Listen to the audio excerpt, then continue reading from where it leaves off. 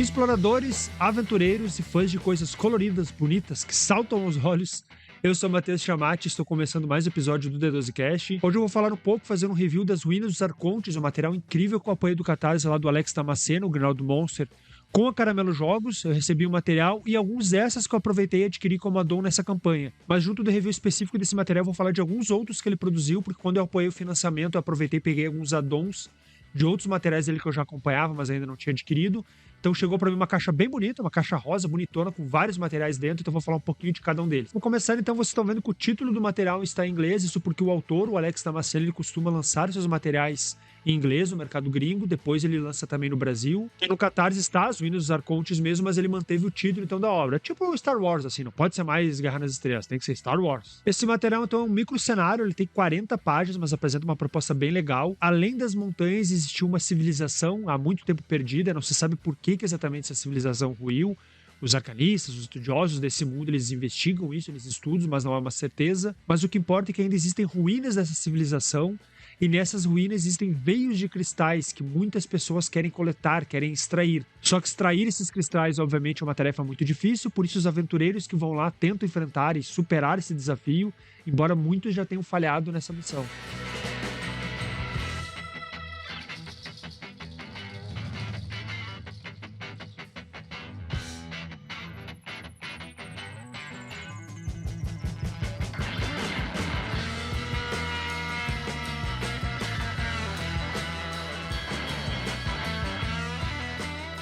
Os materiais que tem no livro são 2 mapas, então o platô desértico e as cavernas brilhantes, que são essa parte subterrânea onde justamente tem os veios, várias fichas de monstros, artefatos também, facções de saqueadores e também 6 estudiosos arcanistas, que é legal que eles são tipo um apoio, um suporte para os personagens jogadores, ou eles podem atrapalhar, como diz ali. Então eles vão ajudar ou vão atrapalhar nessa empreitada. Um dos grandes diferenciais do material certamente é a estética dele. Algumas das inspirações para esse material são jogos como Zelda ou Hollow Knight, e é legal que essa estética, a gente olhando o material, a gente percebe essa influência de jogos um pouco mais antigos. E o estilo do artista, do autor, do Alex Damasceno, certamente imprime isso. A gente nota vendo o material essa influência de alguns jogos antigos. Também bastante esse uso de cores. É um material que salta aos olhos, como eu havia falado na introdução. E vendo ali, a gente vê que ele tem uma proposta de RPGs, por exemplo, uma influência bastante OCR, de exploração. Mas ele tem uma estética bastante diferente, bastante própria. Não só nova, mas inclusive bem única mesmo do autor. E eu falei um pouco sobre a SR, mas esse material ele é agnóstico, então ele pode ser utilizado em vários sistemas de RPG, facilmente adaptável. Ele tem uma lógica muito mais de playstyle, muito mais de estilo de jogo da OSR, mas não é preciso usar o sistema específico, não precisa usar o DCC, usar o Old School Essential, usar o Devintage do Kiral, usar o Caves and Rex. São opções que funcionariam certamente, mas é facilmente adaptável para qualquer outro RPG. Mas é legal que o autor faz um adendo na introdução sobre essa questão de narrativa emergente, ele não chama assim, mas a gente entende ali que a ideia do material não é dar uma história pronta, então uma linha de acontecimentos que vão seguindo, uma coisa mais linear, como acontece muitas vezes em aventuras mais modernas. Mas é legal que o autor faz um adendo ali na introdução sobre o jogo não trazer spoilers, digamos, ou seja, conforme a gente lê o livro, não precisa ter preocupação de haver uma informação oculta ali ou não, porque ele não é uma aventura linear com uma série de acontecimentos pré-determinados, que o mestre tem que ler e os jogadores não podem. Ele é muito mais apresentar um cenário, apresentar uma ambientação, uma região ali que pode ser explorada de diversas maneiras de acordo com o grupo, do que necessariamente apresentar uma história específica que tem de acontecer. Então o mestre e os jogadores pegam esse material, veem bem como é a região que está descrita ali, o que ela tem de interessante, o que é legal, e podem rodar o jogo diversos acontecimentos possíveis, obviamente a exploração ali, a ideia dos veios, dos cristais, enfim, tudo que é uma ideia ali, mas não há uma história principal, um plot acontecendo ali, várias coisas podem acontecer. Mas claro que tem um plot ali que a gente pode utilizar. Existem 2 facções principais do cenário apresentado, os guardiões, eles protegem, eles guardam e vigiam os subterrâneos, porque ali está o último arconte aprisionado nesse local. Só que existem os diáconos, que são os inimigos dos guardiões, e eles querem justamente libertar, pegar o último arconte para isso reforçar os seus próprios exércitos. Então os guardiões, embora sejam mais poderosos, aos poucos eles estão sendo minados. Então essa guerra ali pelo último arconte continua acontecendo e os jogadores obviamente vão se envolver com tudo isso. Então agora eu vou falar um pouquinho dos outros materiais. Como eu disse, eu apoiei as Ruínas dos Arcontes na época do Catarse lá, meu nome tá ali nos apoiadores ali. E eu aproveitei e adquiri outros materiais do Alex Damasceno, que eu já acompanhava, que eu já tinha ouvido falar, enfim. Um deles está aqui atrás também, é o Beyond the Borderlands, no caso que eu peguei a edição 1 e 2 juntas, que ele tinha lançado uma primeira edição, aí futuramente ele lançou uma segunda, quase que uma atualização, então esse material ele compila as duas juntas, então bom que eu já peguei ele atualizado com bastante coisa. E embora sejam materiais separados, ele vem criando uma maneira de conectar eles, então as ruínas dos Arcontes, elas são próximas, elas são o mesmo universo ali da Ravina Sangrenta, de todo o material que foi desenvolvido no Beyond the Borderlands.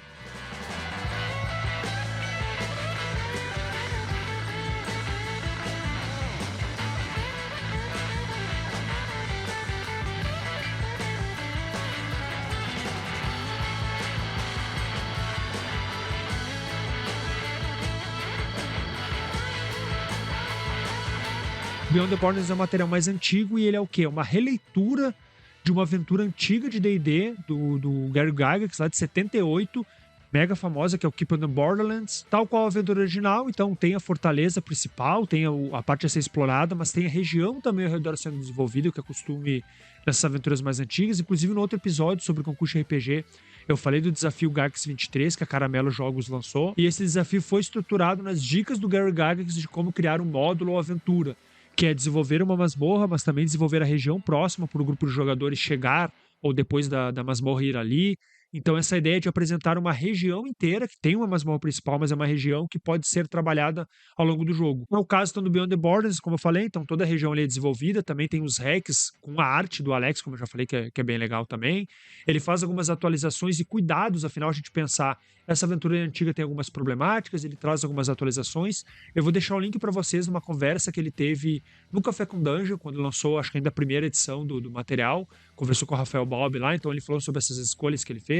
E ainda falando sobre arte também, um dos materiais que vem um mapa gigante da região, então também bem bonito, assim, da gente ficar olhando, pensando nesses acontecimentos ali, como os jogadores vão explorar tudo isso, para quem gosta de Hexcrawl, ou só um mapa de referência mesmo. Por fim, outro material que veio junto, então o terceiro é o Dungeon Reeves, que é justamente mais um zine, mais um livreto dele, focado em Dungeon Crawl, focado em exploração de masmorras mesmo.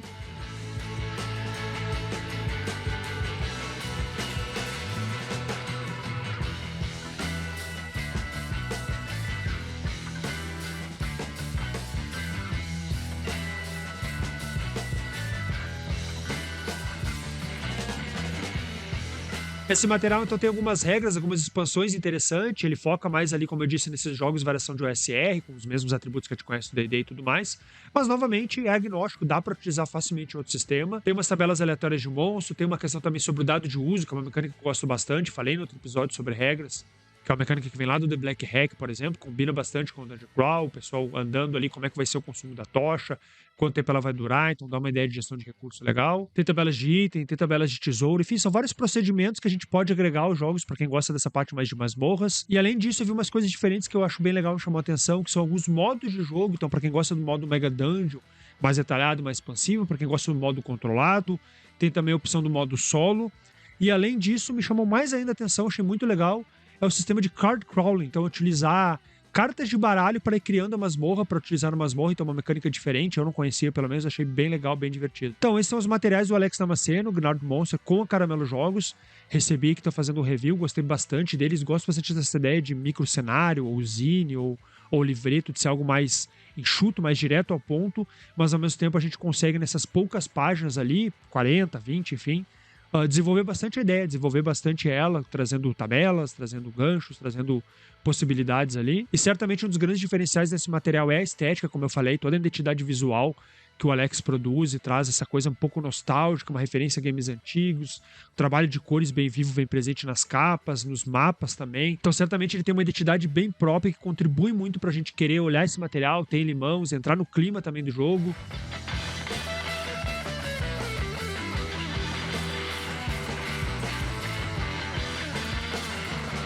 Comenta aí se você gosta desse tipo de vídeo, onde eu faço um review, falo um pouquinho mais sobre os materiais que eu próprio gosto, que eu adquiro, enfim, que eu tenho. Um grande abraço e nos vemos no próximo episódio.